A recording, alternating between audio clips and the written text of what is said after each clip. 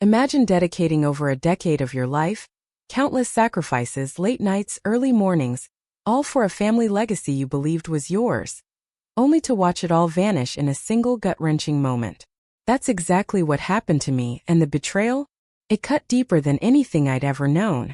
I stood there, frozen, watching my father's hand hover over the document. His signet ring, the one he always wore, glinted under the office lights as he signed his name with that familiar, dramatic flourish. The same signature I'd seen on countless contracts over the years, marking monumental deals, shaping our family's future. My mother stood beside him, her hand resting on my sister Paula's shoulder, her eyes brimming with unmistakable pride. "That's it then," Dad said, sliding the papers across the polished mahogany table to our family attorney, Richard. "Official as of today."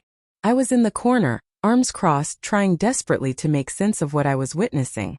For 12 years, I had lived Matthews commercial construction.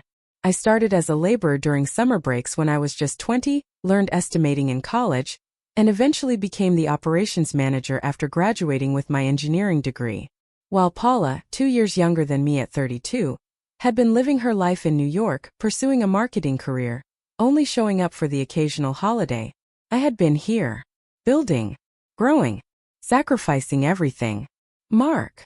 My father's voice broke through my daze. "Did you hear what I said?" I blinked, forcing my eyes to focus on the three faces now turned towards me. "Sorry, what?" I mumbled. "This doesn't change your position with the company. You'll still be operations manager." Dad's tone was reassuring, almost patronizing, as if he was doing me a favor. "Paula will be taking over as CEO when I retire next year, but your role is secure." Paula offered me a smile, a strange blend of sympathy and triumph.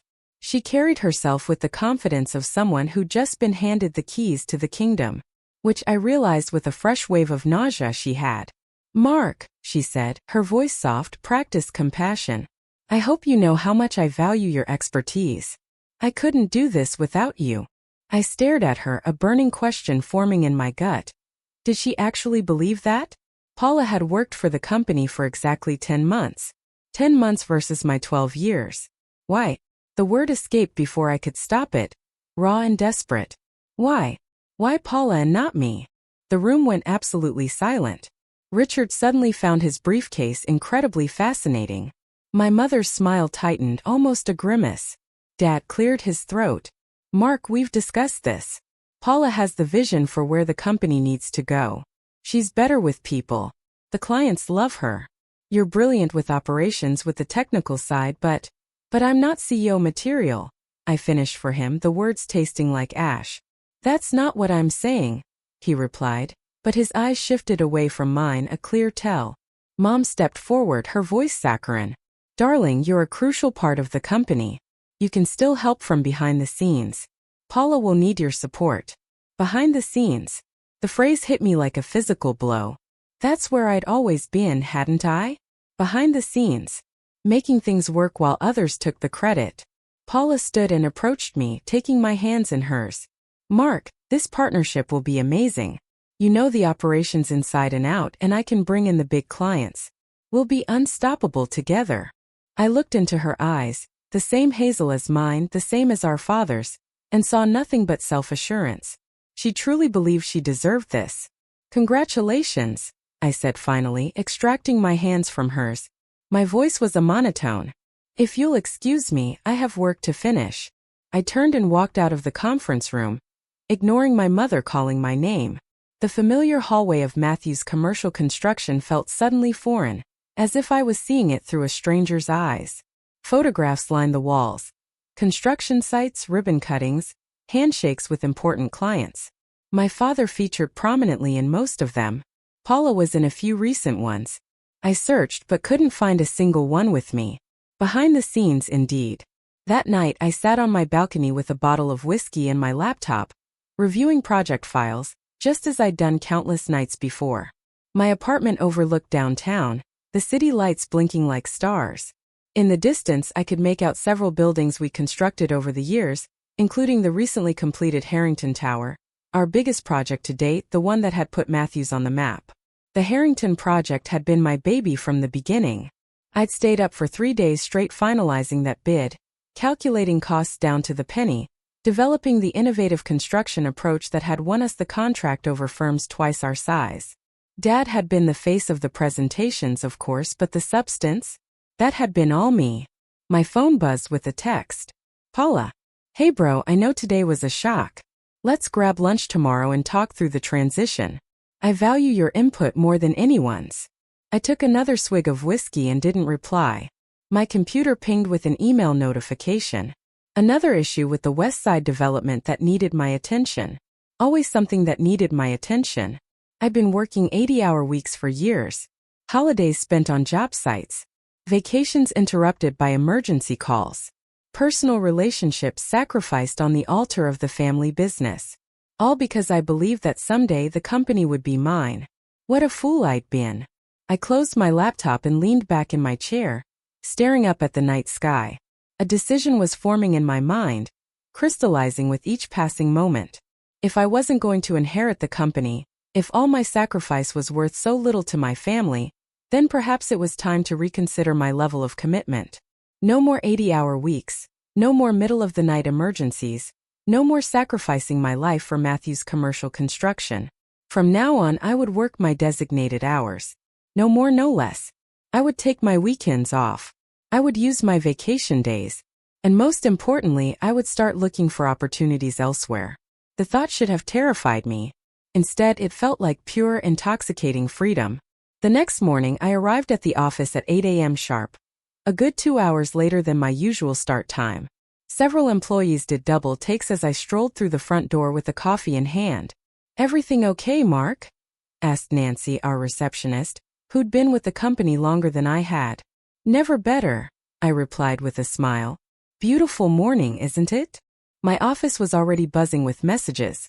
3 voicemails from superintendents on various job sites, 14 emails marked urgent, 2 project managers waiting outside my door. I greeted the project managers, listened to their concerns, and provided clear, concise direction, all within 30 minutes. No hand-holding, no taking on their problems as my own. Just straightforward management. At noon, Paula appeared in my doorway. Ready for lunch? Can't today, I said, not looking up from my computer. I've got plans. She hesitated. Oh, I thought we were going to discuss the transition. Nothing to discuss, I replied, my voice flat. You're the heir. I'm operations. Business as usual. Mark. Her voice had that cajoling tone she perfected since childhood. The one that usually got her whatever she wanted. Don't be like this. I finally looked up at her. Like what? I'm doing my job, Paula. Exactly. My job. Nothing more, nothing less. She frowned, studying me. Dad mentioned you haven't returned his calls. I've been busy. Too busy for the Westridge bid. He said you were supposed to review the final numbers, but you haven't sent them over. I leaned back in my chair. That wasn't in my calendar for this week. If it's urgent, I can look at it next week. Next week, Mark?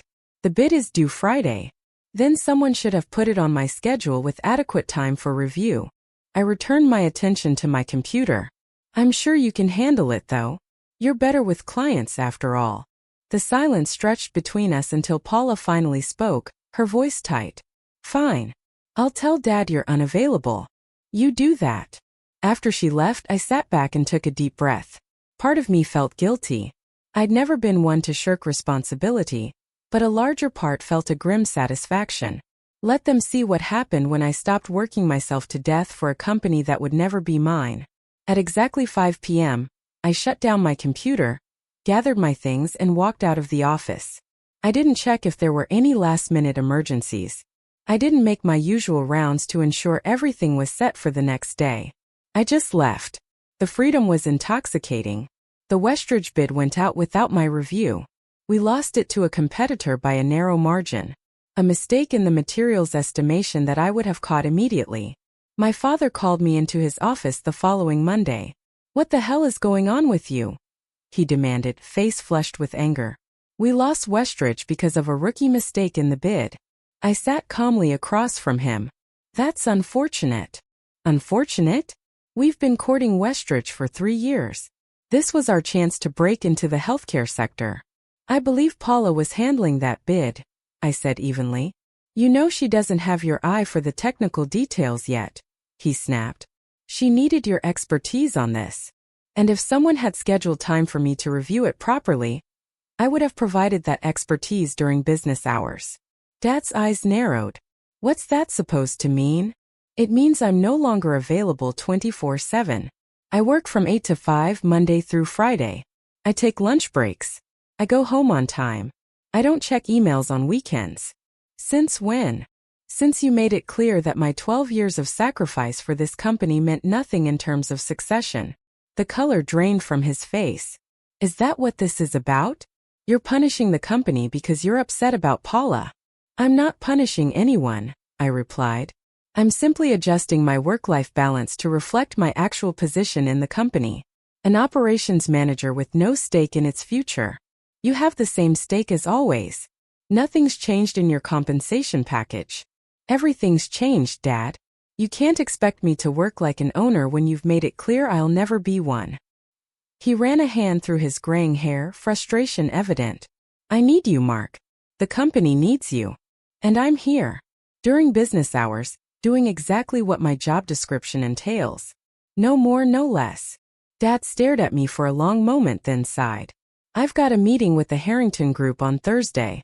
Their CFO specifically asked that you be there. Something about wanting to discuss the cost-saving measures you implemented on their tower project. Thursday. I checked my calendar. I can make 10 to 11 a.m. work. The meeting's at 9 o'clock. Then I'll be there for the second half. I stood up. Is there anything else? He looked at me as if seeing a stranger. Perhaps he was. No, he said finally. That's all. As I walked back to my office, I could feel the eyes of employees on me. Word had gotten around about the Westridge bid. People were whispering, wondering what was happening with the Matthews family. Let them wonder, I thought. Let them all wonder. By the way, if you're still with me, make sure to hit subscribe. More unbelievable stories are coming. Seriously, you don't want to miss what happens next. The meeting with the Harrington Group was predictably a disaster. I arrived at 10 a.m. as planned, slipping into the conference room with a quiet apology for my tardiness. My father shot me a look that could have frozen hell, while Paula just looked bewildered. The Harrington executives, Thomas Harrington himself and his executive team, were in the midst of reviewing financial projections for their next development. Ah, Mark, Thomas said, brightening when he saw me. Just the man we need. We were discussing the implementation of that modular approach you pioneered on our tower project. We'd like to use a similar method for the new development, but with some modifications.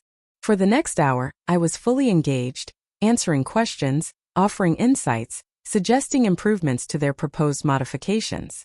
This was the part of the job I genuinely loved. Solving complex problems, finding innovative approaches, creating value. When the meeting concluded, Thomas pulled me aside. I was worried when you weren't here at the start, he said frankly. Your father and sister seemed a bit out of their depth on the technical side. Paula is still learning the business, I replied diplomatically. So I gathered. His eyes were shrewd. Your father mentioned she'll be taking over as CEO. Interesting choice. I said nothing, which seemed to tell Thomas everything he needed to know. Well, he continued, I want you to know that Matthews got the Harrington account because of you, Mark. Your expertise, your creativity, your attention to detail. I hope that doesn't change regardless of the company's internal arrangements. I appreciate that, Thomas. He handed me his card. If you ever decide to make a change, give me a call. We're always looking for talent like yours. I pocketed the card with a nod of thanks. As Thomas and his team left, my father approached, his expression a mix of relief and lingering anger. You saved that meeting, he admitted grudgingly. I did my job, I corrected him. Where were you for the first hour? When? Tomorrow evening. Dinner at the house. She stood and moved toward the door, then paused. He's not sleeping, Mark. None of this is easy for him. It's not easy for me either, I replied. The difference is I've had 12 years to get used to disappointment. After she left, I returned to my model of the Harrington Tower, carefully gluing tiny pieces together, each component perfectly placed, each connection secure. If only real life could be engineered with such precision. I arrived at my parents' house at exactly 7 p.m. the next evening. The familiar Georgian-style home looked the same as always, immaculately maintained, imposingly elegant. I'd grown up in this house, spent countless holidays and family dinners here. Now it felt like visiting a museum of my former life. My mother answered the door, relief evident on her face. "You came." I said I would. She led me to the dining room where my father and Paula were already seated. Paula looked up with a strange smile, dark circles under her eyes. Dad stood as I entered, his face unreadable. "Mark," he said, extending his hand. "Thank you for coming." I shook his hand briefly and took my seat across from Paula. The table was set with Mom's best china and crystal. The settings reserved for important occasions. Peace offering, perhaps. Dinner was a tense affair. We made stilted small talk about the weather, about my mother's garden, about anything but the company. Finally, as the dessert plates were cleared, my father cleared his throat. "I think we should discuss the situation at Matthews Construction," he said. "What situation is that?" I asked, though we all knew. Dad's jaw tightened. "We've lost 3 major contracts in 5 weeks. The Harrington Group is threatening to reduce their future projects with us. Subcontractors are getting nervous about our stability. The situation, Mark, is that the company your grandfather founded, that I built into what it is today, is in danger of serious decline. And you think that's my fault? I think you could help prevent it if you wanted to," he replied evenly. Paula leaned forward. "Mark, I know I messed up. I'm in over my head, and I can admit that. But this is our family legacy. Please don't let it fall apart because you're angry with us." I studied my sister's face, the genuine distress there, the humility that was new for her. "It's not about anger, Paula. It's about value, about recognition. We recognize your value." Dad insisted. "That's why we're here. We need you back. Fully committed." "On what terms?" Dad exchanged a glance with my mother. "Equal partnership with Paula. Co-us with a clear division of responsibilities. You handle operations, technical oversight, project management. She handles business development, client relations, marketing." "And succession?" I pressed. "What happens when you fully retire?" "The 2 of you will share ownership equally. 50-50. I sat back, considering the offer. It was more than I'd expected. A complete reversal of their previous decision. But something felt hollow about it. This wasn't a recognition of my value. It was a panicked response to crisis. "Why the change of heart?" I asked. 6 weeks ago, Paula was the clear heir. What's different now, besides the company being in trouble? Dad's expression hardened. "You want me to say I was wrong? Fine, I was wrong. I underestimated how crucial your specific expertise is to the company's success. I overestimated how quickly Paula could learn the business. I made a mistake in judgment." "Is that what you need to hear, Mark?" "Robert," my mother murmured, placing a hand on his arm. I shook my head slowly. "What I needed was for you to see my value before the crisis. To recognize my 12 years of dedication before everything started falling apart. To choose me because I earned it, not because you're desperate." "So what are you saying?" Dad demanded. "You'll let the company fail out of pride?" "No," I replied. "I'm saying I'm done working for Matthews Construction." The silence that followed was absolute. Paula's face crumpled. Mom's hand flew to her mouth. Dad just stared. Disbelief etched in every line of his face. "You can't mean that," he finally said. "I do." I reached into my jacket pocket and withdrew an envelope, placing it on the table. "My formal resignation effective 2 weeks from today. I've accepted a position with Harrington Development as their new Chief Operations Officer." "Harrington." Dad's voice was barely a whisper. "You're going to work for Thomas?" He made me an offer I couldn't refuse. Full executive authority over operations. A significant ownership stake after 5 years. Recognition of my expertise and value from day one. Not as a desperate afterthought. Paula found her voice. "You're abandoning us. Your own family." "No, Paula. The family abandoned me when you decided I was only good enough to work behind the scenes while you took center stage. I'm simply recognizing that reality and making the best choice for my future." Dad pushed back from the table, anger replacing shock. "So that's it? 12 years and you just walk away to our biggest competitor, no less. I gave Matthews Construction 12 years of my life, Dad. 80-hour weeks, holidays, weekends, personal sacrifices you can't even imagine. And when it came time to decide the future of the company, you didn't even consider me.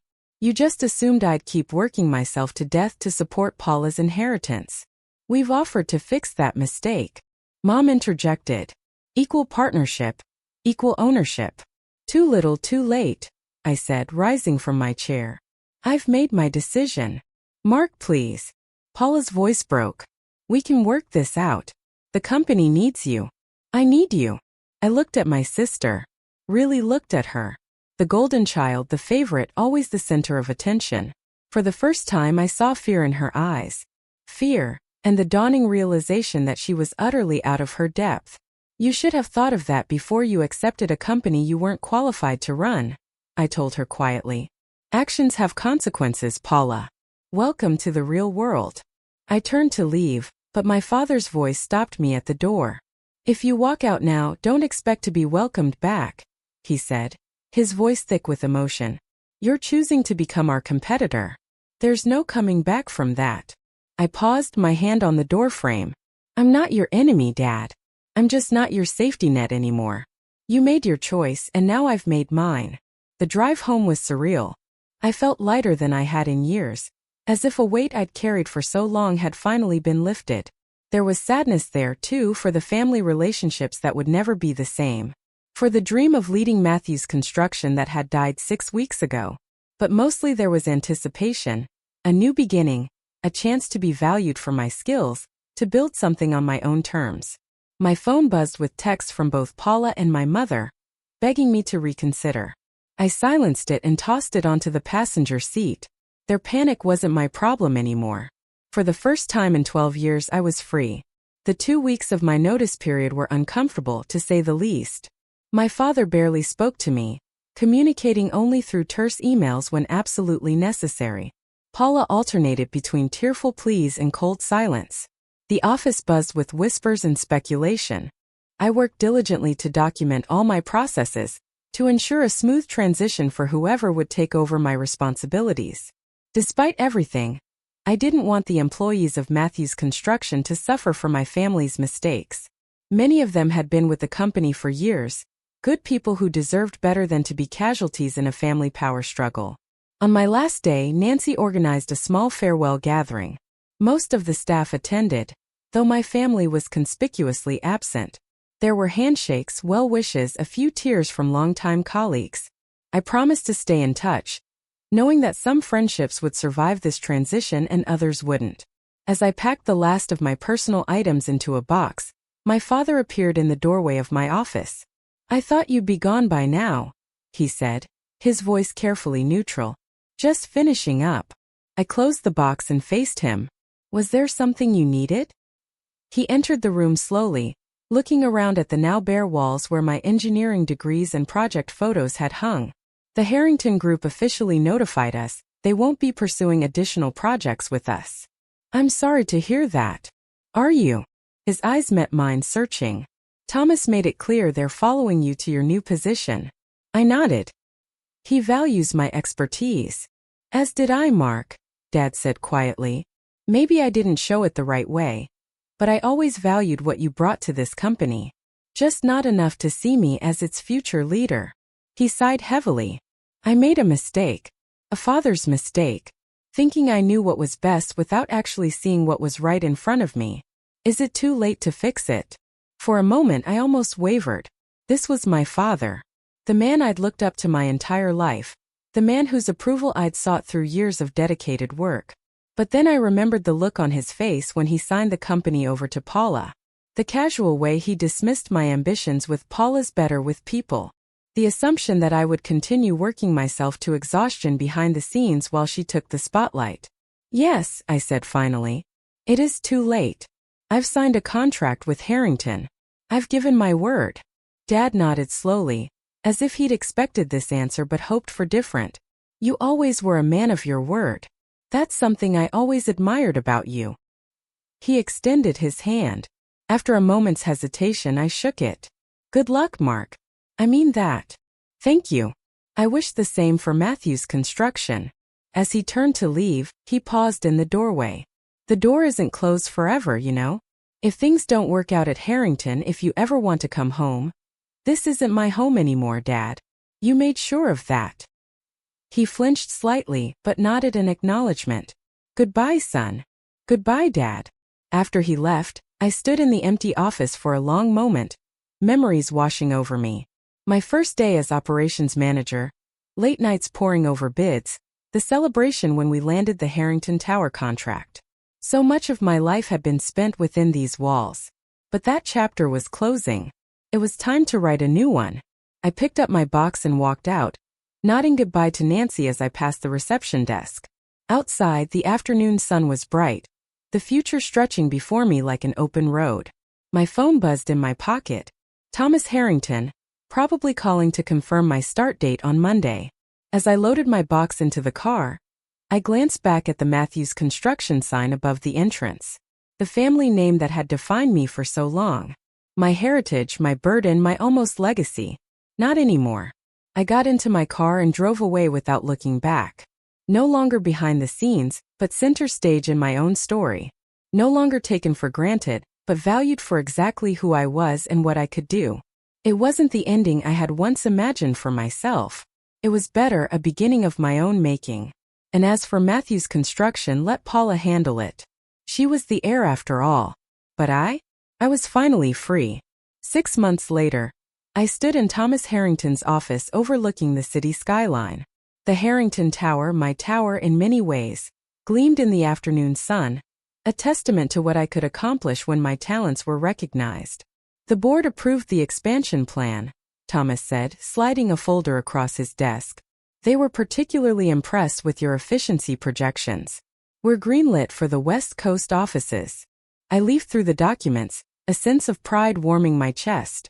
In half a year, I transformed Harrington's operations, streamlining processes and introducing innovations that had increased profits by nearly 20%. That's excellent news, I replied. When do we break ground? Next month. And they want you to oversee the initial setup personally. Thomas leaned back in his chair, studying me. You've exceeded every expectation, Mark. I knew you were good, but this? He gestured to the performance reports on his desk. This is exceptional. Thank you for the opportunity to prove it. No need for thanks. In business, recognizing talent is just good sense. He paused, his expression turning curious. Have you heard from your family lately? The question caught me off guard. I'd managed to avoid thinking about Matthew's Construction, about my parents, about Paula for weeks at a time. Not directly, no. I heard through the grapevine that they're struggling. Lost the Westmore project to Klein & Associates last week. I nodded, feeling a complicated mix of emotions. Satisfaction, yes, but also a faint echo of regret. Not for my decision to leave, never that, but for the family relationships that had been casualties of that choice. They made their bed, I said finally. Thomas nodded thoughtfully. Indeed they did. Still, family is complicated. As I drove home that evening, Thomas's words lingered. Family was complicated. Despite everything, there were moments when I missed Sunday dinners at my parents' house. The easy banter with Paula before business came between us. The sense of belonging to something with roots deeper than my own life. My phone rang through the car speakers. A number I didn't recognize. Hello. Mark? It's Nancy. Nancy from Matthews. Our former receptionist. Nancy, good to hear from you. How are you? I'm fine, but, she hesitated. I thought you should know. Your father had a heart attack last night. The world seemed to tilt on its axis. Is he? He's stable in the hospital. They're saying it was stress-related. Her voice softened.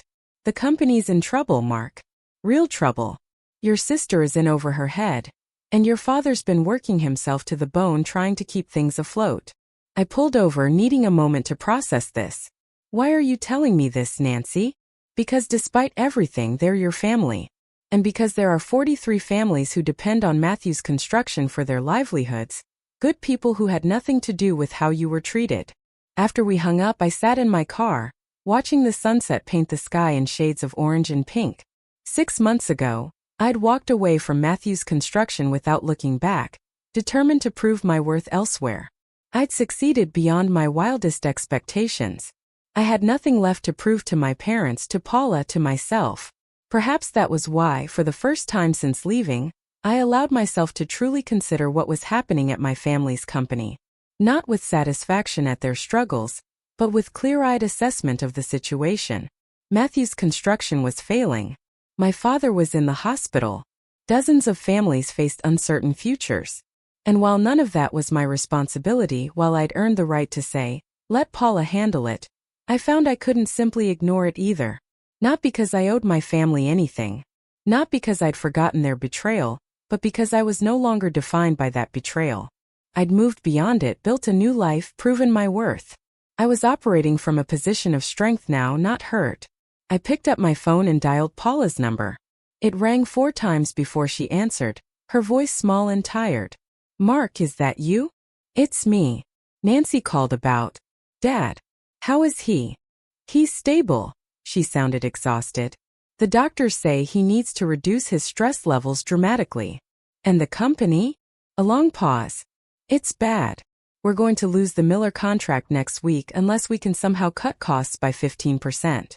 3 project managers have quit. Suppliers are demanding payment up front because they've heard rumors we're going under." Her voice cracked. "I don't know what to do, Mark. I'm in so far over my head. 6 months ago, those words would have filled me with vindication. Now they just made me sad." "I'm coming to the hospital," I said finally. "We should talk about options for Dad, for the company, for everyone involved." You do that? After everything?" I thought about Thomas's words about family being complicated, about the satisfaction of proving myself at Harrington, about the 43 families who depended on Matthew's construction. "I'm not making any promises," I said carefully. "But yes, I'll come talk." As I pulled back onto the road, I realized something important. True freedom wasn't just about escaping the past or proving your worth. It was about choosing your path forward from a position of strength on your own terms. Sometimes that might even mean circling back, not to where you began, but to something new built on the foundations of the old. I didn't know what would come of my conversation with Paula. Perhaps nothing. Perhaps a consulting arrangement to help stabilize the company. Perhaps something else entirely. What I did know was this: whatever happened next would be my choice. Not made from desperation or obligation, but from the confidence of someone who knew exactly what they were worth. And that, more than anything, was the true victory. Living well on my own terms with the power to choose my own path forward. This was a long emotional journey for me. I finally found my voice and my worth, but it came at a significant cost to my family. What do you think? Did I make the right decision to walk away when I did? Or should I have tried to make it work with my family sooner? Have you ever faced a similar crossroads where your loyalty to family clashed with your own self-worth and ambition? Tell me your thoughts in the comments below. I really want to hear what you all think.